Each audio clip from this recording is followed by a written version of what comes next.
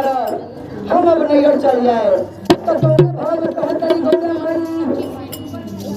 ये गोला हम नगर चल जाए तो गोला मार के गोला बाबा कहत रहे हे गोला फागुन के बाहर आ गया तो हमरा छोड़ के तुम नगर मत जा क्या कि चल जाए तो भंगिया के किसी अगला धान के हमरे रहल ना हो तो गोला भाव में भाव और बात होली